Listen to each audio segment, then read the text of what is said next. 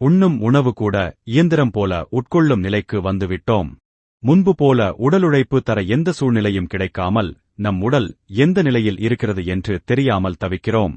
அதற்காக உடற்பயிற்சி நிலையங்களிலாவது தீர்வு கிடைக்கும் என்று தேடுகிறோம். உடல் ஆரோக்கியம் இருந்தால் மனமும் ஆரோக்கியம் பெறும். அதற்கான உழைப்பினை வழங்குவது, அதனுடன் இணைந்து இறைவனையும் தரிசனம் செய்ய வாய்ப்பை வாரி வழங்குவது உழவாரப்பணி என்னும் உத்தமமான இறை சேவையே. வீட்டில் தனிமையாக எதையோ இழந்தது போல கவலையோடு தொலைக்காட்சி சேனலில் மதிமயங்கி கிடக்கிறோம். பெற்ற குழந்தைகள் பேரன் பேத்திகள் என்று அனைவரும் வருமானம் என்ற நோக்கில் கண்ணுக்கெட்டாத தொலைவில் பிரிந்து சென்று இருக்கலாம். மன ஆறுதல் சொல்லக்கூட அருகில் யாரும் இல்லையே என்ற வருத்தமும் மனதில் சேர்ந்தே குடிகொண்டிருக்கும். உழவாரப்பணி என்னும் இறை சேவையை மேற்கொள்ள வருகை தரும்போது அடியார் பெருமக்களோடு நல்லதொரு உறவை வளர்த்துக் கொள்ள இறைவன் அருமையான வாய்ப்பையும் அள்ளித்தருகிறான்.